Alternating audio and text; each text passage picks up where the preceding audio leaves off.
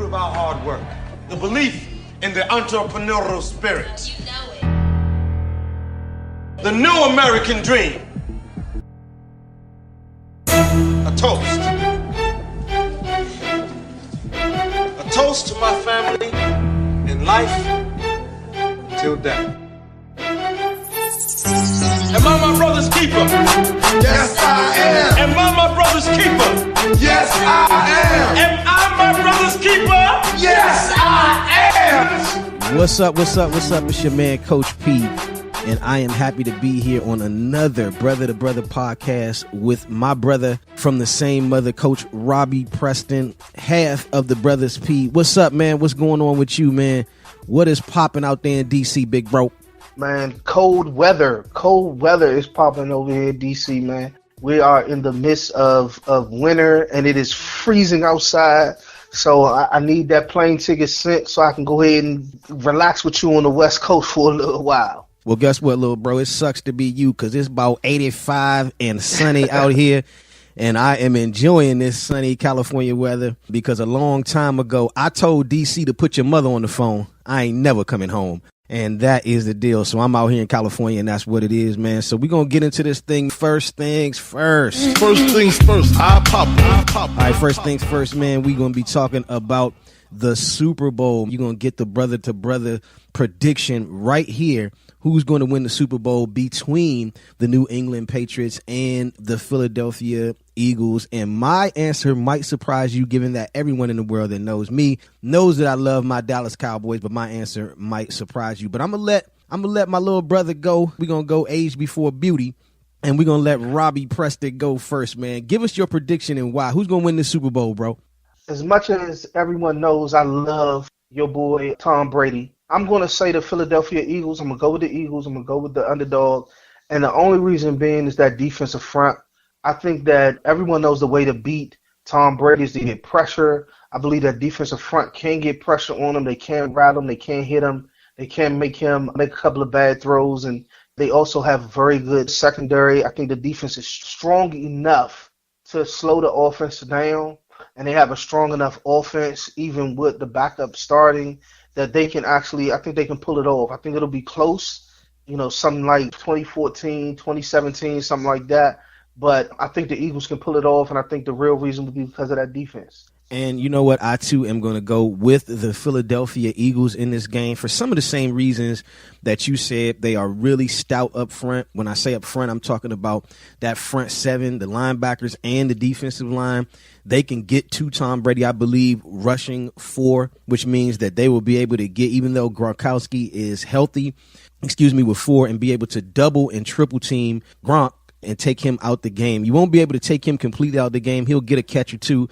But I believe they neutralize him, and I believe that Nick Foles is going to do enough to win, understanding that he is playing for his football career. He's going to make a lot of money in this offseason if he can pull this thing off. So those are our Super Bowl predictions. We're going to move right along, and first things first. First things first, I pop. We're going to talk a little bit about Kirk Cousins, and everybody's been talking about Kirk Cousins and where he should go. Unless you've been living under a rock, you know that the Redskins have just traded for Alex Smith from the Kansas City Chiefs, and we all know that Kansas City decided to go with the young guy and made my guy Alex Smith expendable. So that's going to leave a void for Kirk Cousins, a guy who the Redskins have franchised 2 years in a row, a guy who's made $40+ million over the last 2 seasons. What do you think Kirk Cousins is going to do? Is he going to follow the money, or is he going to follow the championship opportunities? What do you think he's going to do, and what do you think he should do? I think he's made a nice amount of money. I think he can still get a decent payday. So I got him going after the championship, and I got him going to the Jacksonville Jaguars. You said it a lot, how you thought that they would go after Alex Smith, how he was a good pick for them. I think that they lost their guy to the Redskins, so they're going to take the guy that they need from the Redskins. The other place I would have said that he may have gone was San Francisco, but we know with Garoppolo and how things played out like that, San Francisco may not be looking to pick up someone with Kirk Cousins' price tag. So I think the Jacksonville Jaguars may be a good landing spot for him.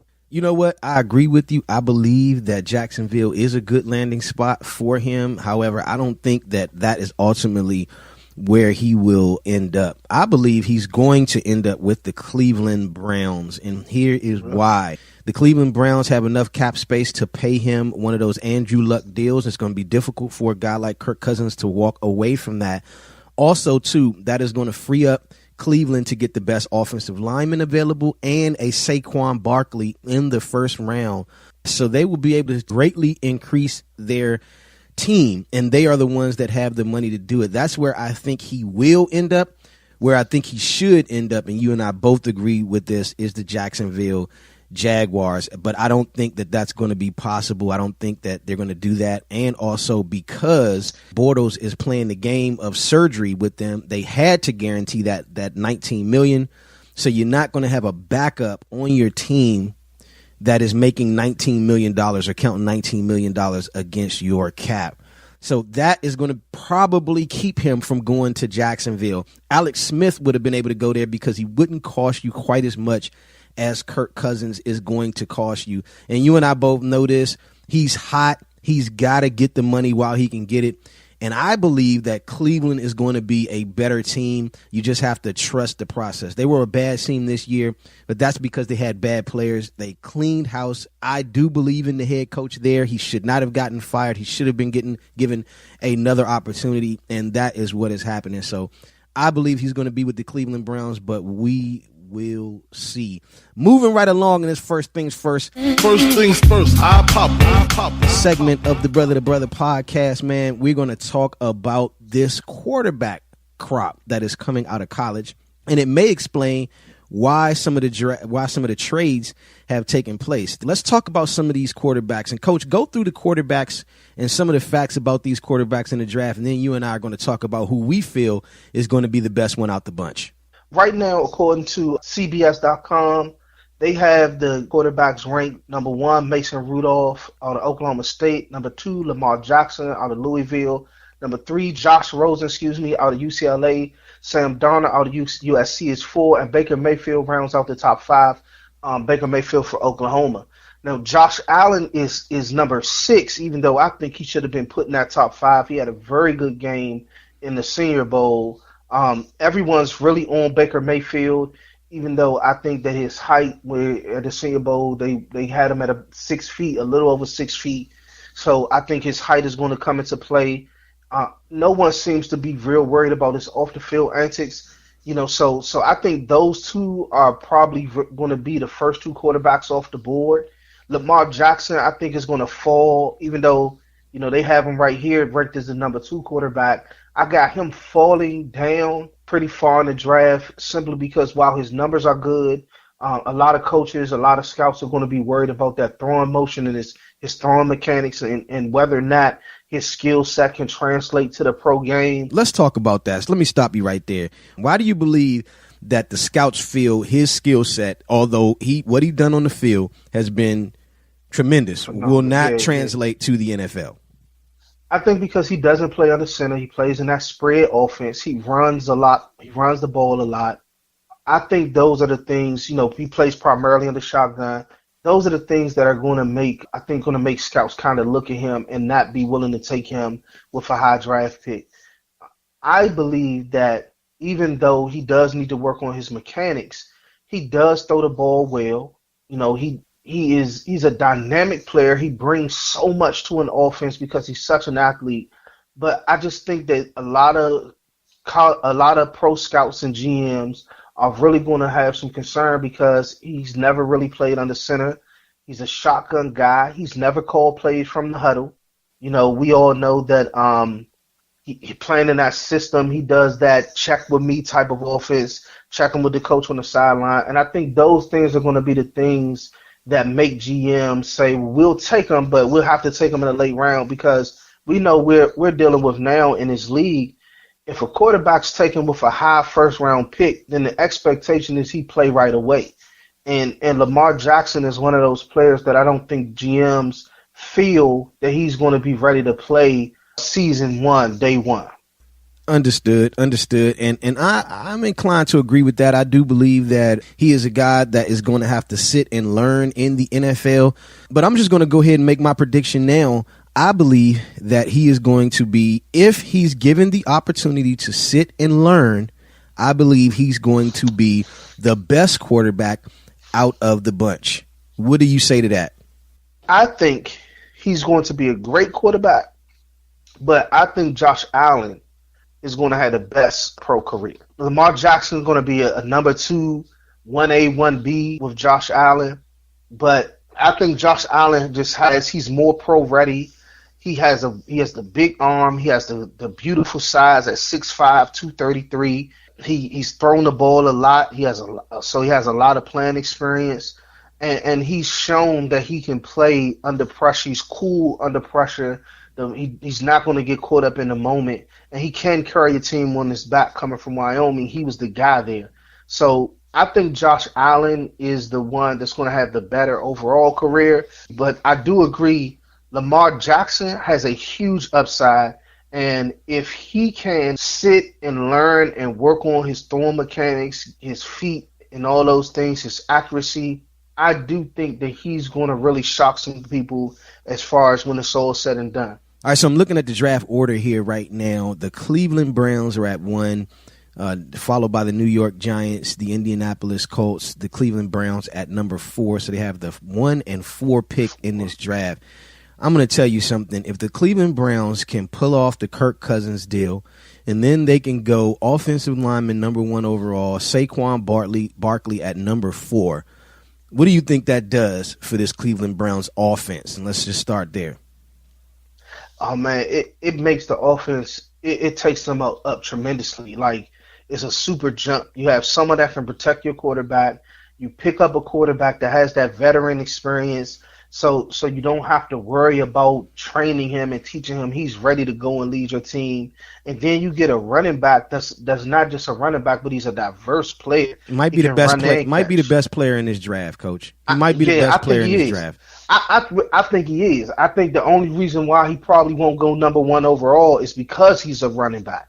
But yeah, I agree with you. I think he's the number 1 player in the draft too. He's the best player in the draft as well. And if they're able to pull off, well, they get them a tackle, they get Kirk Cousins, and they get Barkley. You're talking about a dynamic offense to go with some of the weapons that they already have, and to go with that beautiful mind and that coaching staff, that offensive coaching staff that they have. You're talking about a real difference for the Cleveland Browns. And I do agree. They got the wide receiver who came back last year who definitely showed and proved that he still has something to prove. So the cupboards are not bare on offense, I believe. So that would help. Now, if the Cleveland Browns do decide, or they are able to get Kirk Cousins, we assume that the New York Giants at number 2 are going to draft the quarterback. But with the coaching change, we don't know. I believe Eli Manning has a few more good years left in him. I don't know if I'm the Giants, I waste a pick on a quarterback at that second pick in the draft. What do you think about that? Do you think they're going to go quarterback at number 2 overall, or should they go quarterback at number 2?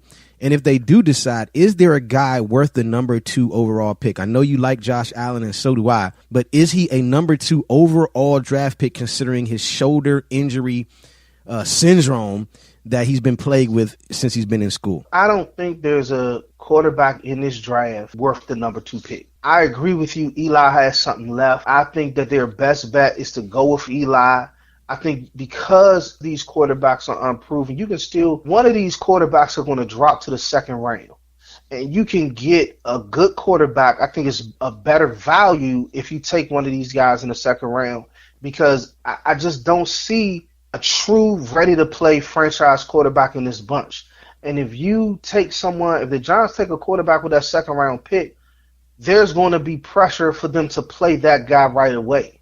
So I agree with you. I don't think the Giants should take a quarterback with a second overall pick. I think that it would be in their best interest to wait and get one with a second overall pick. I think they would be better off waiting and taking one in the second round, or maybe trading up and getting one late first round if they're just, that worried about getting their guy. But I definitely wouldn't take one number 2 overall. Part of the problem with Eli was that he couldn't stay upright. Fix that offensive line with that number 2 pick, and then get you a quarterback later. And the Cleveland Browns, I'm sorry, they only have the 2 first-round draft picks, but both of them are in the top 5. Top 5. So, I mean, you can't get it wrong this year, Cleveland. There'll be nobody to blame but yourself. You got to get it right this year. So we're going to leave it right there. And that was First Things First. You are listening to the Brother to Brother podcast. Again, hit us up at nsrfootball.com. Also, when you get an opportunity, hit us up at nsrcamps.com. Find a camp near you. If you want to be seen as one of the top youth athletes, hit us up at nsrcamps.com and go to a camp near you. So we're going to move this thing right along to some real talk. Real talk. Only thing I'm trying to establish with you is not who's right or who's wrong, but what's right and what's wrong. Real talk. Now listen, man, you guys know out there that Robbie Preston, one of the greatest offensive minds in the world, is my brother from the same mother and from the same father for that matter. So we're going to do something different on Real Talk. And we told you before that this show is about sports, but it is also about relationships. It's about the plight that we as men and as brothers face going through this life. And we're going to share some stuff with you. So my brother and I, we grew up in a situation where we had a stepfather, and I love my stepfather. You know, shout out to Sylvester Perry, one of the best men that I know. Real talk. But it was tumultuous growing up with our stepdad and not being able to have a real relationship with our father. And Rob, you got some statistics that break down this epidemic really, and we really have to break this chain. And I believe breaking the chain really starts with forgiveness. But you had some very intriguing stats on single parent households and biological fathers being missed in the home. Yeah, so I looked it up. According to the U.S. Census Bureau, current population survey living arrangements of children under the age of 18 years, an estimated 24.7 million children, that's 33%, live absent their biological father. Of students in grades 1 through 12, 39%, that's 17.7 million, live in homes absent their biological father. 57.6% of black children, 31.2% of Hispanic, and 20.7% of white children are living absent their biological father. Also, in that same survey, so I found this, and again, this is according to the Census Bureau living arrangement of children under the age of 18 years old. In 1960, 8% of children were living in homes with their mother only. By 2012, that number went from 8% in 1960 to 24.4% in 2012. Of black homes in 1960, children living with just their mother, it was 19.9% in 1960. It went in 2010 to 48.5%. And again, this is according to the U.S. Census Bureau living arrangement of children under the age of 18. So basically, in 2010, 50% of homes, African-American homes, the children were living in a single-parent household, basically living with their mom, with their biological father out of the house. That's correct. We thought because, listen, we're going to always give you the real and the brother to brother podcast. So if you're not ready for the real, man, turn your dial. But if you're ready for the real, listen up. We're going to share some stuff with you about our situation and forgiving. It's been on my heart really to move past the pain and forgive my father for not being there and for, in my opinion, not really taking the responsibility of not being there. I'm choosing to move on and forgive him. Now, Robbie and I had a conversation yesterday about some of the things and some of the hurdles it is when having to deal with a situation like this in your home and in your heart. And also, too, this relationship with him is also affecting my relationships with my son. And we gotta break the chain. So what are you feeling about some of that stuff? And, you know, we're sharing intimate secrets here. We're sharing intimate things about the relationships that's happened and not really taking responsibility for those actions of our fathers that may even have worked their way into our parenting style. Talk about that a little bit. And like you said, we talked about this yesterday. I know for me, when it says to forgive my father, I think that is something that's hard to do because you have to apologize. And let me say this. Let me say this because I don't want to make it seem like we're bashing. He has, since I met him. I was 16 years old when I finally met him or reconnected with him. Kind of happened by accident. Warren, my mom ran into one of our cousins, my father's sister's daughter, in a grocery store, and that's kind of how I reconnected with that side of the family. I was 16. Warren, you were already gone for college, and my aunt, my father's sister, was sick, so my mom took me to visit her in the hospital because she said she wanted to see me. She wanted to see her brother's son. She was sick in the hospital, terminally sick in the hospital. While we're at the hospital visiting, a man walks in, and my aunt touches my hand. I'm standing by the bed. My aunt touches my hand and was like, "Are you going to give him a hug?" I look at my mom like, "Give him a hug? Why am I giving this guy a hug?" And my mom grabs my other hand and says to me, "That's your father."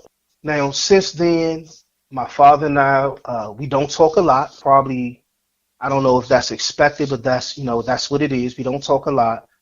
But he has been in my life. He's spent time with my children. My children have actually spent time with him, spending the night at his house, spending a week or two with him during the summer, things like that. I'm not trying to just bash him and all that, but I will say that when we speak about the forgiveness thing, I think that first you have to apologize. Warren and I we kind of differ on this point, where I just feel like, I can't forgive you when you're not saying you're sorry. If you don't feel you did anything wrong or whatever the situation may be in your mind, then for me, I can't forgive you, nor do I at this point have any interest at having a father-son relationship with my father. Now here's my response to that. And again, we talked about this. Forgiving him is not about him saying I'm sorry, because he may never be man enough to say that he's sorry for what he's done. Listen, I have not been perfect as a parent. You have not been perfect as a parent, but I have been self-aware enough to understand that, and understand that whenever I've done anything to hurt my children, that it is my responsibility to take ownership of it and then see if we can move on. And that's me. But he may not feel that he needs to do that. And the forgiveness part is not for him. The forgiveness part is for you. About that again before. You obviously feel some kind of way if you are conscious enough to say, I have no, need or want to fix that situation with your biological father, especially when you see the statistics and you see how this affects, especially in African-American households. And that's what we can speak to, because that's our experience, the black experience, how that affects the family, how that affects the dynamic. You and I both have said on plenty of occasions, the reason why we go so hard with our kids is because we don't want them to feel about us the way that we feel about them. Now, we can go ahead and put it out there, too. Both of us also have our older sons who are challenging at best. And I love him. Shout out to Warren Preston. I love him, one of the illest and dopest rappers in this world right here. And I love my son to death. But he is a challenge. Dealing with him is a challenge. And we don't often see eye to eye. But that chain has to be broken. And there's some things that I've done that he needs to forgive me for. So who am I to hold on to this pain and this anger 30, 40 years later without being able to forgive this man for me, not for him? And let me also say, and this is for the listeners too, I think that our dynamic or our situation was very different coming up, and I often, anyone that knows us or knows me, know that I often give my big brother Warren praise, because even though I grew up absent of my biological father, there were a lot of things that my big brother Warren Preston was able to step in. So I think that while I felt it, it was just different. It was just different. To say I didn't feel it is just ridiculous, but it was different. I say that to say this. In your case, and even in us having these conversations and things like that, you have come and apologized. You've apologized to me for things, and I'm like, I don't even know why you apologize for that, but okay. I think that's what makes the biggest difference. And let me be clear, I do understand the thought process of, well, I need to let this go for me. I don't feel that I have a bunch of hatred in my heart with this situation. I think that I've become more indifferent to it, because that's something that they say think about we this. do. But think about this, though, right? And this is your father we talking about, right? This is right. Your father. You're indifferent to having a relationship with your father. That's an issue. That's a problem, and especially, in our community, that is a problem. And this is the thing. We want to talk about being real men, right? We want to talk about showing our kids what, the best example of being a real man is. Sometimes it's about what you don't do, what they don't see. What they don't see, when they don't see you forgive, when they don't see you say, you know what, I'm going to love this man even through his issues, and I'm going to be the bigger man. Those are the things that we have to show our sons too, because there's going to come a time when you're going to do something where your son feels it's unforgivable, and you're going to need that unconditional love from him. And that's what it is. It's one of those times where to get that, receive that, reap that, we need to sow it. We need to sow forgiveness. And I believe that's what's going to break this chain. You're talking about in 2010, 50% of African-American households, the biological father was not in the home. 50% for one reason or another. 50%. Let that sink in. 50%. In some cases, there was another man in the home raising our children. 50%. So, I think that chain has to be broken, and I think that the real men have to be man enough, even if their fathers are not man enough, to say, I love you and I forgive you, and I can put this past me. No matter what he says, no matter how he deflects or anything like that, I love me and I love my kids enough to break this chain of anger and of hate and of indifference. I think that the chain is broken when the 50% that grew up like that make sure that they're not a part of the problem moving forward. We both grew up in the situation we grew up in, not knowing or not having contact with our father, but we're here for our kids. And I think that's the beginning of breaking the chain. I do understand, where you say, you got to be big enough to forgive. I also think that in order to forgive, there has to be, the other party has to show that they want to forgive. They have to show some type of remorse or understanding, or I should have been there. I don't know if that's true though. I don't know. Well, I don't know. I don't know that consideration of a wrongdoing is a prerequisite to you forgiving. You have to make a choice to forgive, and that's it. And live with your choice. And let me say this. And I also don't think that it's on me to mend the fence. I think that when it comes to so with me and my children, if I do something where I do something wrong to my children, where I provoke my children to wrath, so to speak, I feel it's on me to make amends as the parent. It's not on my children to make amends. Am I going to do things wrong by my kids? Of course, I'm not perfect. I think this parenting thing is one of those things that you're always learning. There's going to be mistakes when it comes to this fatherhood thing. I do think that while I don't know that I can have the relationship with my father, or I really want a relationship, a father-son relationship with my father, I have made sure that I don't stand in the way of my children having that grandfather-grandchild relationship with him. Well, you know what? I made sure that I didn't stand in the way of that. Well, let me address that. Have you? And here's the thing. You don't think that your kids know how you feel? You don't think that they can sense how you feel? You don't think that they feel that tension? You choosing not to forgive indirectly shows them that they need to ride for you or be with you because they love you. They're your children, not his. And you can sit up here and say, I haven't stood in the way of it, but you have subconsciously stood in the way of it with your energy, with your feeling, the face you make every time this man's name is brought up. When they overhear you say, I ain't tripping off a dude, you are unconsciously putting that seed in their head that something is wrong and they should feel a certain kind of way about that man. That's why I'm saying it is imperative to forgive, not for him, but for you, because you don't know the ripple effect that your attitude and your energy is having on your boys. We got to break the chain. The only way we can do it is with forgiveness, true forgiveness, unconditional forgiveness, understanding that even though this man is never going to take responsibility for what it is that he did, it's not on him to do that. It's on you to move on and on you to be the best example for your kids that you can be in every possible way possible. And that includes forgiving your father and understanding and showing your kids how important family is, how important it is. No matter what happens, no matter how they do you bad, there's a time for anger and there's a time for forgiveness. And at this point, it is the time for true forgiveness. I don't know. I think I disagree with that to an extent, because what I also want, family is important. You know, family forgives. Family tends to give more leeway.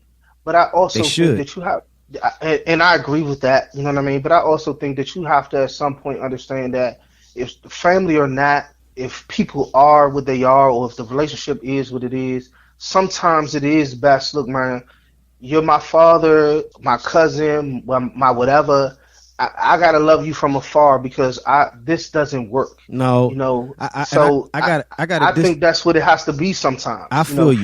Family or not. I feel you, but I disagree in this situation because homeboy is not the same as then as he is now. Yeah, he's stubborn. Yeah, he don't feel that he should, but he's making an effort. He wasn't making no effort then.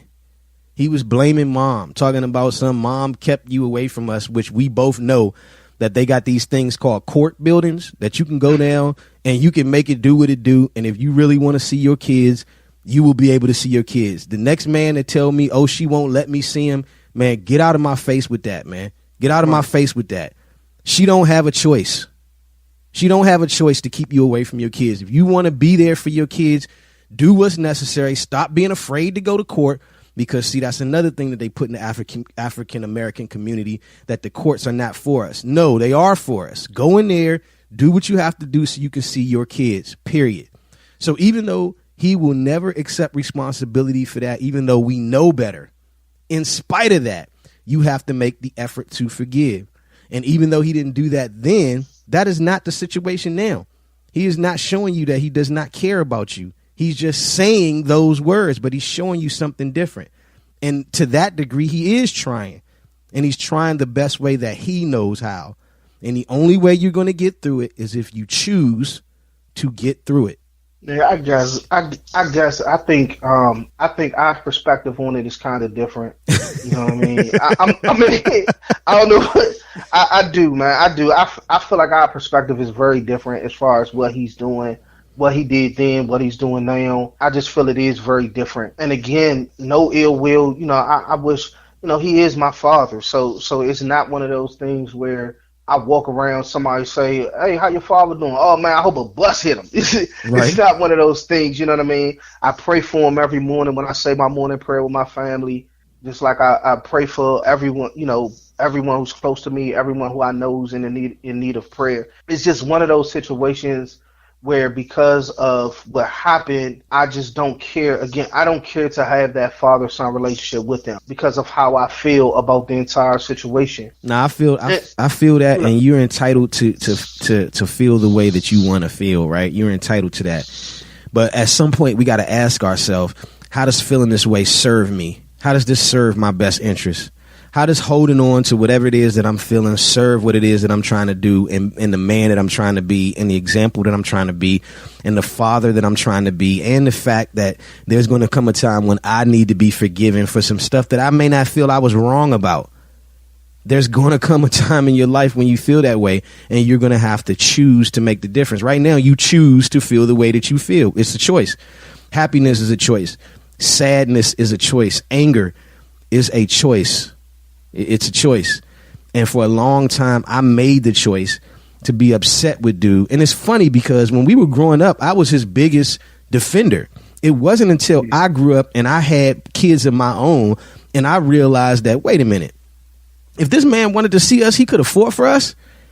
That's when my issues came. So later in life, once I became a man, I really realized this is the deal. But now that my son is a man, and we're going through some issues, and I've been there the whole step of the way, it lets me know, man, this cycle, this chain, it has to end, and we got to choose to end it. So I'm going to take the last word on that one, man. We're going to keep it pushing, man. I hope that what we talked about helps some of you guys out there. Again, we're going to talk about love, relationship. We're going to keep it all the way 100 on the Brother to Brother podcast. Little bro, man, I'm going to give you the last word on the Brother to Brother podcast, man. Let the people know we love them, man, and we're going to see them next week. Yeah, love y'all, man. Thanks for tuning in again. We had a great time doing this. We will see y'all next week. Brother podcast. We out. I'm my brother's keeper. Yes, I am.